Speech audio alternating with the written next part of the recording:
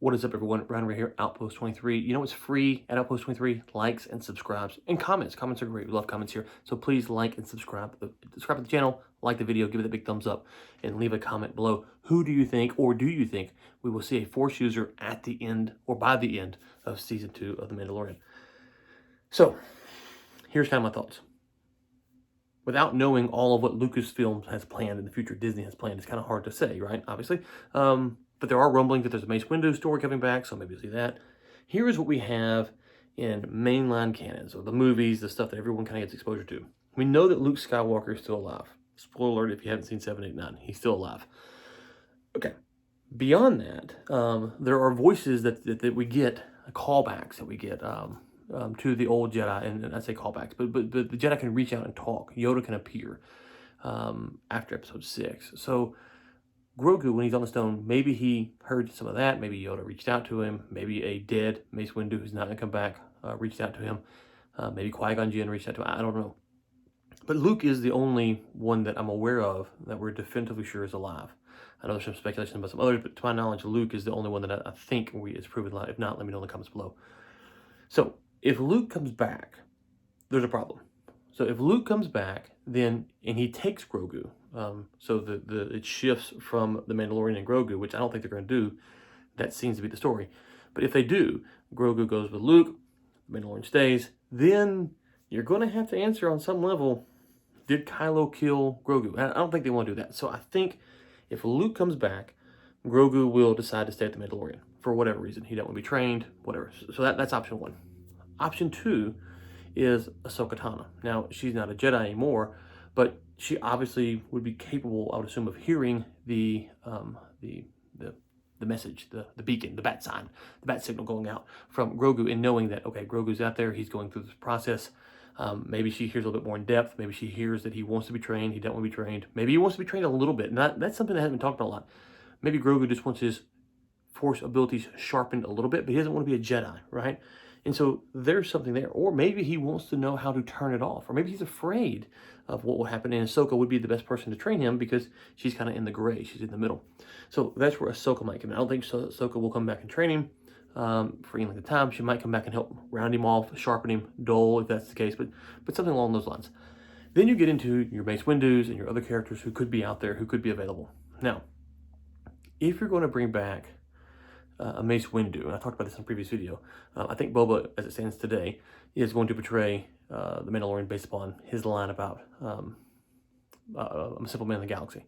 So I think that's a tip-off he's going to portray. So if Boba comes back, if Mace comes back, then Boba will definitely want to fight Mace Windu. So if you bring that back, we don't know what shape Mace is in, so I think you'd have to get the best of him.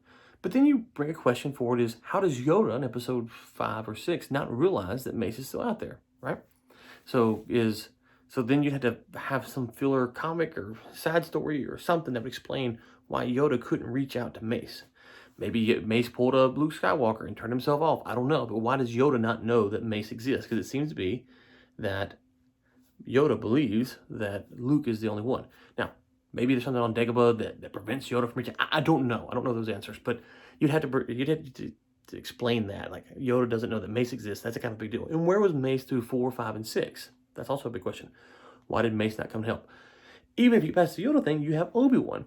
Why did Obi-Wan? Because at the end of episode 3, we learned that Yoda gives Obi-Wan instructions on how to, he's going to talk to him about what what Qui-Gon Jinn has told him. So, episode 3, Yoda is going to tell Obi-Wan about more training that Qui-Gon Jinn has instructed him on, and so Obi-Wan, theoretically on Tatooine, was going to learn to channel his inner Force powers and commune with the previous Jedi or whatever, become a Force ghost and those type of things.